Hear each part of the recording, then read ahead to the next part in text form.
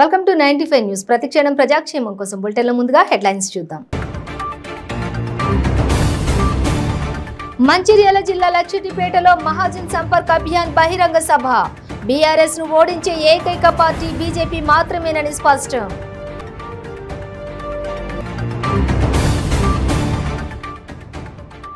రోజు రోజుకు రసవత్తరంగా మారుతున్న తెలంగాణ రాజకీయాలు. మల్లు భట్టి విక్రమార్కను కలిసిన బీఆర్ఎస్ బహిష్కృత ఎంపీ పొంగిలేటి శ్రీనివాస్ రెడ్డి. 3 నూతన కంపెనీల నిర్మాణ పనులకు AP CM YS Jaganmohan Reddy శంకుస్థాపన. గోద్రేజ్ అగ్రోవేట్ లిమిటెడ్ సంస్థను వర్చువల్ గా ప్రారంభించిన సీఎం.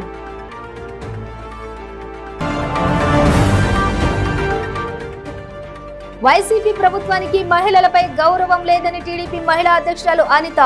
సిఐడి చీఫ్ సంజయ్ తక్షణమే క్షమాపణ చెప్పాలని డిమాండ్. ఇక డీటెయిల్స్ చూస్తే మహాజన్ సంపర్క్ అభియాన్ లో భాగంగా మంచిర్యాల జిల్లా లక్షటిపేటలో జరిగిన బహిరంగ సభకు బండి సంజయ్ హాజరై మాట్లాడారు. కాంగ్రెస్ పార్టీ మునిగిపోయే నావాని బండి సంజయ్ వ్యాఖ్యానించారు. బీఆర్ఎస్ కాంగ్రెస్ ఒక్కటేనని, కాంగ్రెస్ ను నడిపించేదే కేసీఆర్ అని అన్నారు. అట్లాంటప్పుడు కేసీఆర్ ను ఓడించడమే ధ్యేయమని చెబుతున్న నేతలు కాంగ్రెస్ లోకి ఎందుకు వెళ్లాలనుకుంటున్నారో ఆత్మ పరిశీలన చేసుకోవాలని సూచించారు. బీఆర్ఎస్ ను ఓడించే ఏకైక పార్టీ బీజేపీ మాత్రమేనని స్పష్టం చేశారు. బీఆర్ఎస్ ఎమ్మెల్యేలకు ప్రజల్లో విలువలేదని కేటీఆర్ చెబుతున్నారని, ఆత్మాభిమానం ఉన్న ఆ పార్టీ ఎమ్మెల్యేలు ఆలోచించుకోవాలని సూచించారు.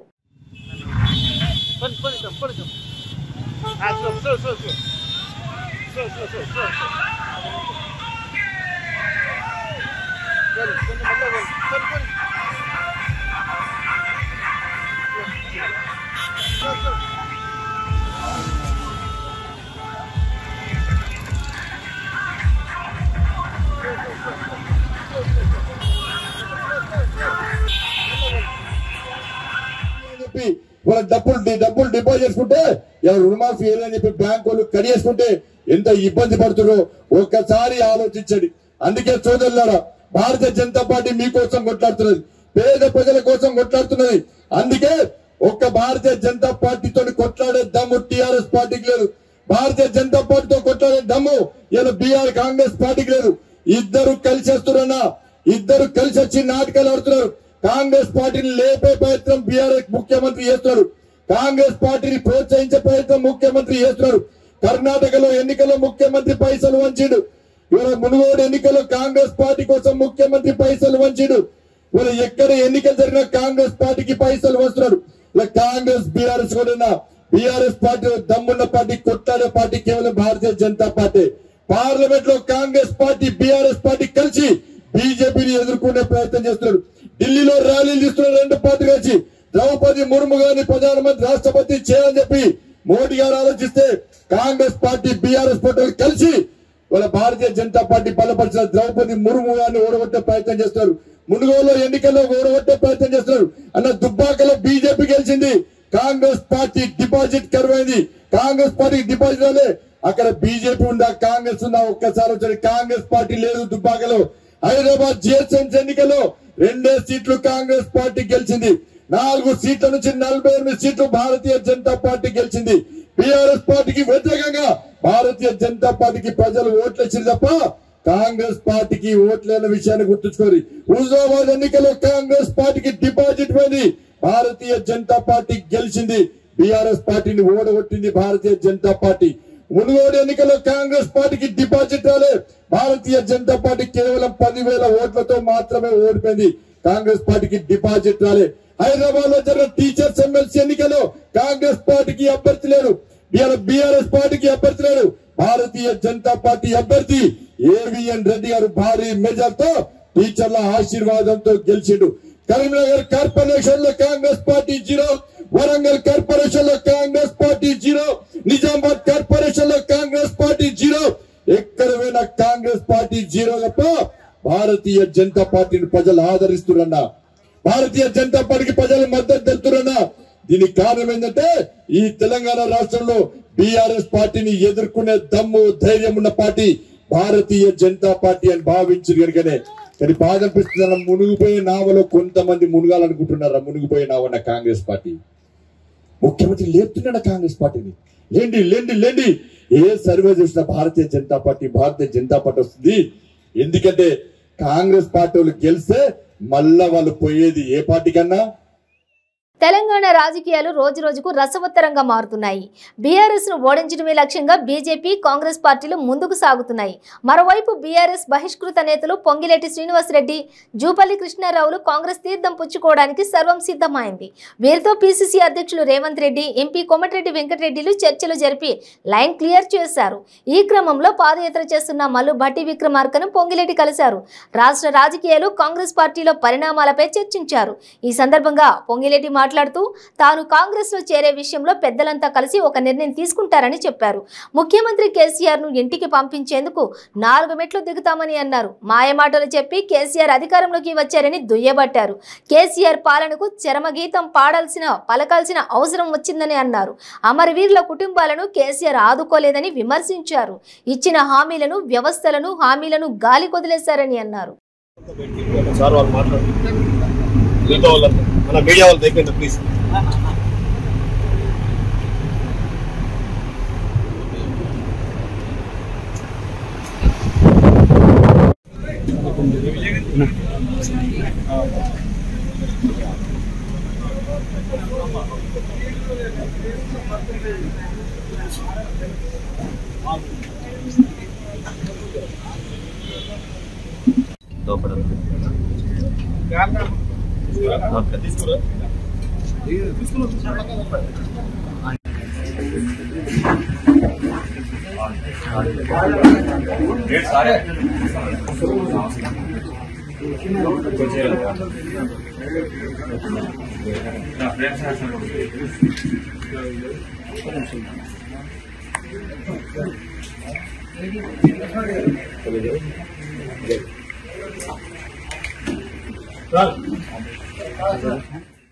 ఒక కంపెనీని ప్రారంభించడంతో పాటు మరో 3 కంపెనీల నిర్మాణ పనులకు AP CM YS Jaganmohan Reddy తన కార్యాలయం నుంచి వర్చువల్ గా శంకుస్థాపన చేశారు. KRIBHCO green energy private limited, విశ్వ సముద్ర bio energy, CPL food and beverages పరిశ్రమలకు వర్చువల్ గా శిలాఫలకం ఆవిష్కరించారు. శంకుస్థాపన చేయడంతో పాటు గోద్రేజ్ అగ్రోవేట్ లిమిటెడ్ సంస్థను ఆయన ప్రారంభించారు.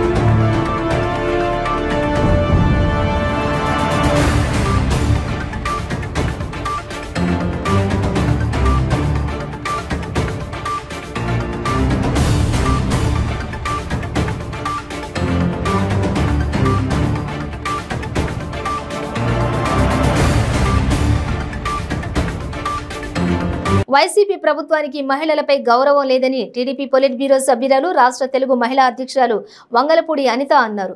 రాష్ట్రంలో మహిళలపై దాడులు ఘోరంగా జరుగుతున్నాయని, 10 రోజుల్లో 10 దారుణ సంఘటనలు జరిగాయని అన్నారు. ఏపీ సిఐడి చీఫ్ సంజయ్ మాటలు దారుణంగా ఉన్నాయని, అత్యాచార సంఘటనలు మార్గదర్శక ఖాతాదారులతోనూ పోల్చడం సరికాదని అన్నారు. ఏపీ సిఐడి చీఫ్ బాలికల కోసం మాట్లాడితే ఏపీ మహిళా కమిషన్ చైర్మన్ వాసిరెడ్డి పద్మ స్పందించడం లేదని అన్నారు. మహిళలకు సిఐడి చీఫ్ సంజయ్ తక్షణమే క్షమాపణ చెప్పాలని డిమాండ్ చేశారు. సామూహిక అత్యాచారం, అదేవిధంగా నెక్స్ట్ అమర్నాథ్ గౌడ్ అనే ఒక 15 సంవత్సరాల అబ్బాయిని సజీవ దహనం చేయటం ఎందుకు? అది కూడా ఏంటంటే వాళ్ళ అక్కని వాడు ఏడిపిస్తున్నాడు, వేధిస్తున్నాడు అని చెప్పి వాళ్ళ తల్లిదండ్రులకు చెప్పిన పాపానికి అతి కిరాతకంగా ఒక చిన్న పిల్లోడిని, 15 సంవత్సరాల పిల్లోడిని అతి కిరాతకంగా సజీవ దహనం చేయటం. ఎక్కడో అనుమానం వచ్చి తాడిపత్రులను పడుకున్న భార్యాభర్తల మీద పెట్రోల్ పోసి అంటిస్తే వాళ్ళు కూడా చనిపోవడం. ఇక్కడ యాసిడ్ దాడులు, ఇక్కడ వైజాగ్ లో చూస్తే స్వామీజీల తాలూకు అకృత్యాలు, ఇవన్నీ ఓవరాల్ గా చూస్తా ఉంటే పోలీసులు ఏం చేస్తున్నారు ఈరోజు? ఇంకా సిగ్గుపడాల్సిన విషయం ఏంటంటే పోలీసుల నోట్లోంచి కూడా అత్యాచారాల గురించి అతి నీచంగా మాట్లాడుతారు. మీకు ఒక వీడియో ప్లే చేయాలి. ఈ వీడియోలో చూడండి. ఈ వీడియోలో మాట్లాడింది కూడా మీరు ఎవరా అని మీకు కూడా అనుమానం కూడా రావచ్చు.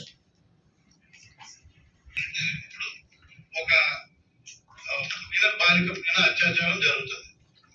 అత్యాచారం జరగడం ఒకసారి 2 సార్లు కొన్ని అత్యాచార కేసులు ఎలా ఉంటదంటే సంవత్సరం పాటు ఎక్కడో గదిలో పెట్టేస్తారు.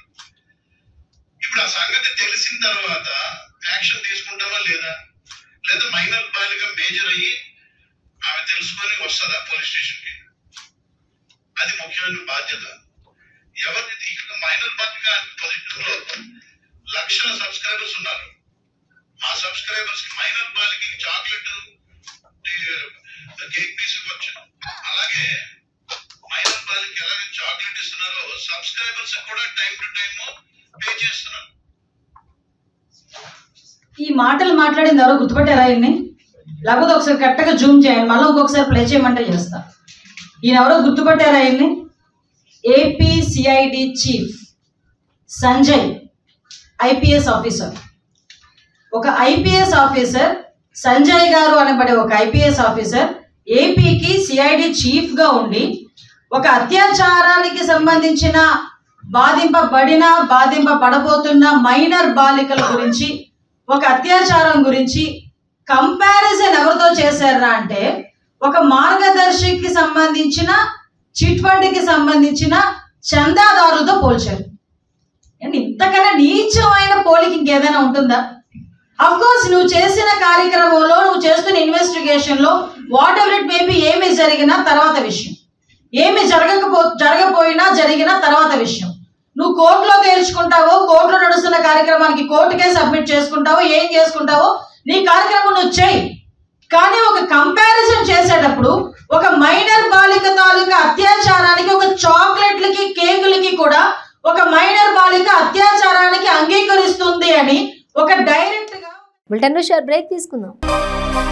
ಕೆಂಪು ರುಬಿ, ಮುತ್ಯಂ ಪೇರ್, పగడం కోరల్, పచ్చ ఎమరాల్, కనకపుష్య రాగం ఎల్లో సఫైర్, వజ్రం డైమండ్, నీలం బ్లూ సఫైర్, గోమేధికం హెసోనైట్, వైఢూర్యం క్యాట్సైట్. రత్నాల్లో మహత్యం ఏమిటి?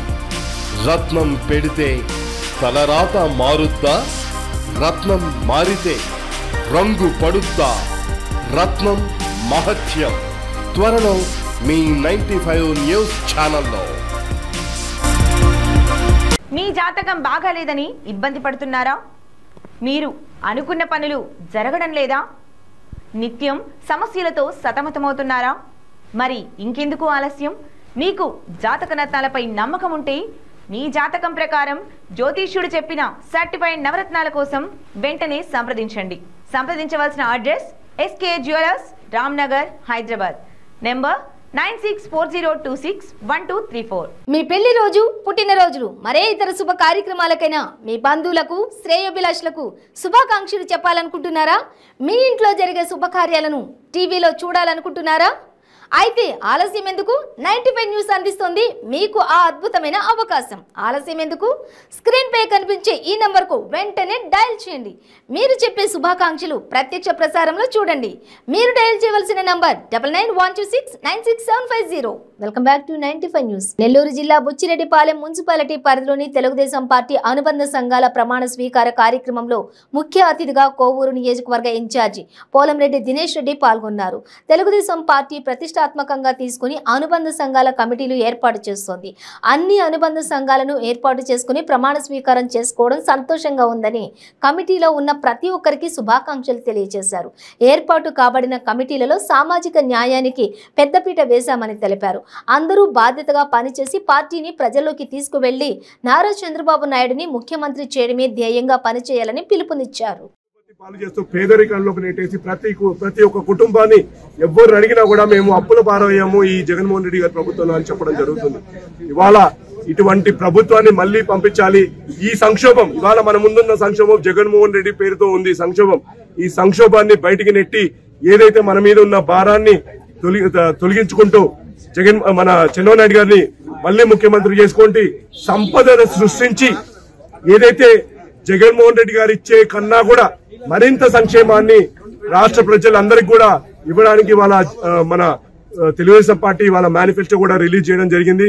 ఆ మేనిఫెస్టో పేరు ఏదైతే గ్యారంటీ, భవిష్యత్తు గ్యారంటీ, ఎలా అయితే మనం ఒక ప్రోడక్ట్ కొన్నప్పుడు గ్యారంటీ మార్క్ ఎలా అయితే వేసిస్తారో దీనికి రాష్ట్ర ప్రజలకి చంద్రబాబు నాయుడు గారు గ్యారంటీగా నిలిచి మహిళలకి భద్రత కల్పిస్తా అన్నారు.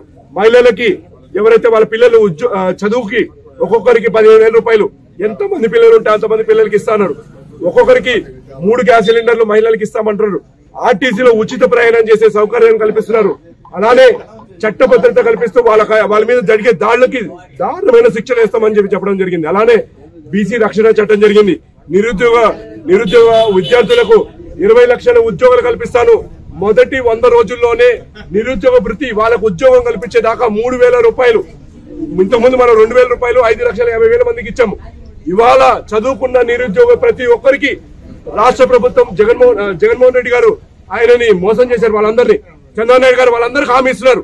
మొదటి ప్రభుత్వం ఏర్పడిన మొదటి 100 రోజుల్లోనే నిరుద్యోగ భృతి 3,000 రూపాయలు, మీకు ఉద్యోగం వచ్చేదాకా 20 లక్షల ఉద్యోగాలు గ్యారంటీ కల్పిస్తున్నారు ఇవాళ చంద్రబాబు నాయుడు గారు. అలానే బీసీ రక్షణ చట్టాన్ని కల్పిస్తున్నారు. ఇలా సూపర్ 6 పేరుతో మేనిఫెస్టోని తీసుకురావడం జరిగింది. నేను ఇవాళ ఇక్కడ ఉన్న ప్రమాణ స్వీకారం చేసిన ప్రతి ఒక్కరిని నేను కోరుకుంటున్నాను. ఈ పథకాలు ఏదైతే మా మినీ మేనిఫెస్టో, ఇది కేవలం ట్రైలర్. ఏదైతే మా మెయిన్ మేనిఫెస్టోకి ట్రైలర్ మాత్రమే.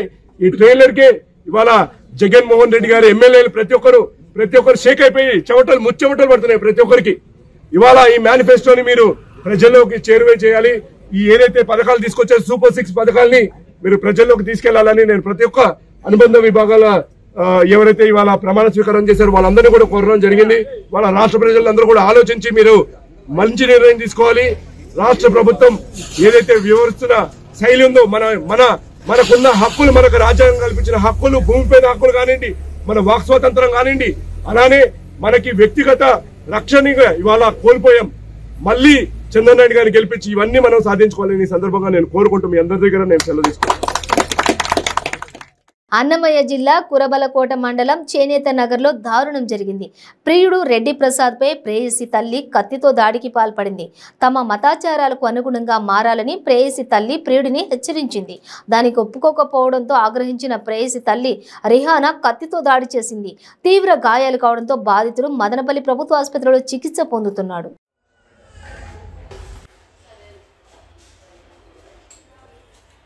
నా పేరు రెడ్డి ప్రసాద్ సార్. మేము జైనాథ్ నగర్లో ఉంటాను సార్. 1 ఇయర్ నుంచి మేము లవ్ చేసుకుంటాను సార్ షమ్రీన్ అనే పాపతో. వాళ్ళ అమ్మకి వాళ్ళ డాడీకి బాగా తెలుసు సార్. థర్డ్ 1 ఇయర్ ముందు నాతో ఆ పాపని ఎక్కడికంటే పంపిస్తారు. నేను ఆ పాపతో మాట్లాడకపోతే కానీ వాళ్ళ అమ్మ ఫోన్ చేసి అటాచ్ చేస్తుంది సార్. ఆడికి ఇంట్లోకి కానీ రాకపోతే తర్వాత ఇంకా నా థర్డ్ 1 వద్దు తప్పు అని చెప్పినా కూడా ఉంటే సార్ మా ఇంటి కాడికి వచ్చేస్తాను సార్. మళ్ళీ ఎందుకులే భవిష్యత్తు అయిపోయేదని చెప్పి నేనే పోతాను సార్ వాళ్ళ ఇంట్లోకి. తర్వాత మా కులంలోకి ఇచ్చి చేయకూడదని వాళ్ళకే పోవాలని చెప్పి ఇంత గొడవలు తీసుకొని వచ్చి కొట్టినారు సార్ నన్ను. మా అమ్మ వాళ్ళకి అందరికీ నా వల్ల చాలా ప్రాణహాని సార్. తర్వాత వాళ్ళ డాడీ ఇంతకుముందు కూడా వాళ్ళ అమ్మ వాళ్ళ అన్నోళ్ళు వచ్చి కొట్టినారు సార్ నన్ను, మా అమ్మని, మా చిన్న పాపను కూడా కొట్టినారు సార్.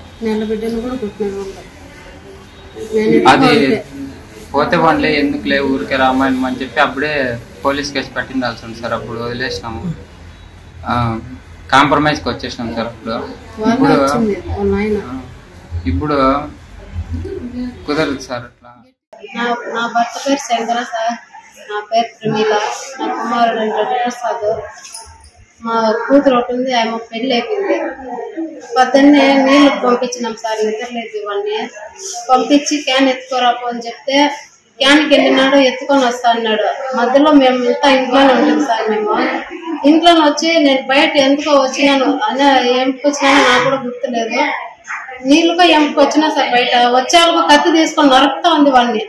నరికి ఇంక నాకేం దిక్కు తెలియక అరిచినాను సార్. ఆడ అరిశాలకు మా ఇంటి పక్కన వాళ్ళంతా వచ్చి అడ్డుకున్నారు. అడ్డుకున్నా కూడా ఆయన వదల్లా. వాళ్ళంతా దొబ్బేసి నరుకుతానే ఉంది. వరకే పోయి బిర్రును పట్టుకుంటే నన్ను నరకడానికి వచ్చింది.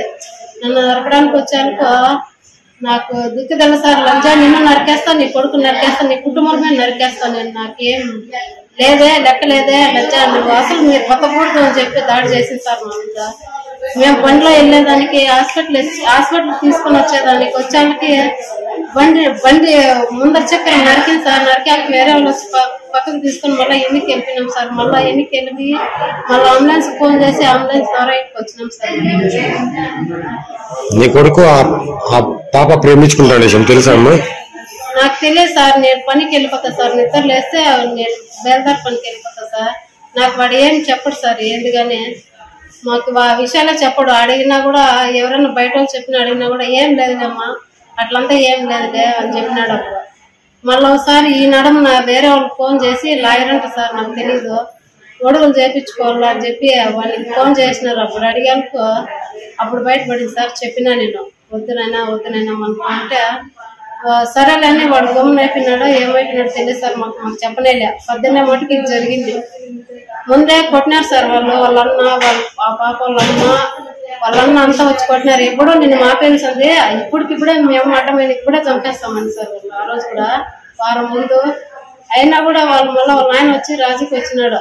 అట్లంతా ఏం లేదులేమ్మా వాళ్ళకి ఏం ఆవేశం ముందు వచ్చినారు లేదు అయినా కూడా నేను వద్దు సార్ మాకు ఉండేది మా బిడ్డ మేము పంపిణని చెప్పినాడు. వారం ముందు కూడా అంతే సార్ జరిగింది. పశ్చిమ గోదావరి జిల్లా భీమవరం మున్సిపాలిటీకి చెందిన మున్సిపల్ కమిషనర్గా విధులు నిర్వహిస్తున్న సప్పి శివరామకృష్ణ ఆదాయానికి మించి అక్రమ ఆస్తులు సంపాదించాడని అవినీతి నిరోధక శాఖ అధికారులు సోదాలు నిర్వహించారు. భీమవరం, పశ్చిమ గోదావరి జిల్లా పాలకొల్లు, బాపట్ల, తణుకు మరియు విజయవాడలోని సోదాలు నిర్వహించి భారీగా అక్రమాస్తులను గుర్తించారు.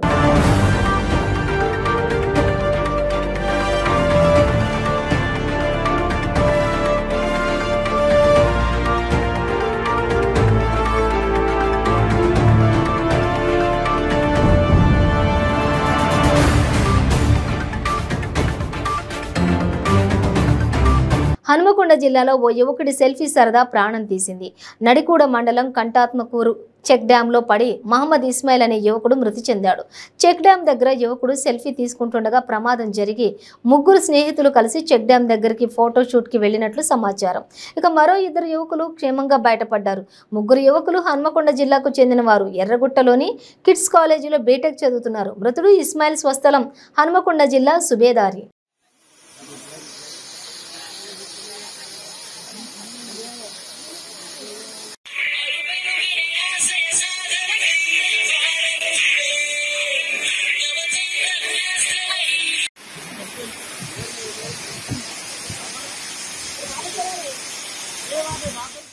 బులెటిన్ ముగించే ముందు హెడ్లైన్స్ మరోసారి. మంచిర్యాల జిల్లా లక్షటిపేటలో మహాజన్ సంపర్క్ అభియాన్ బహిరంగ సభ. బీఆర్ఎస్ ను ఓడించే ఏకైక పార్టీ బీజేపీ మాత్రమేనని స్పష్టం.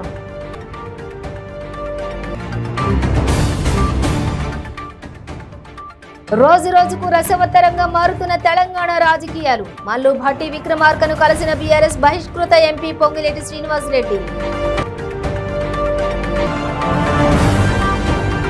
3 నూతన కంపెనీల నిర్మాణ పనులకు AP CM YS Jaganmohan Reddy శంకుస్థాపన. గోద్రేజ్ అగ్రోవేట్ లిమిటెడ్ సంస్థను వర్చువల్ గా ప్రారంభించిన సీఎం.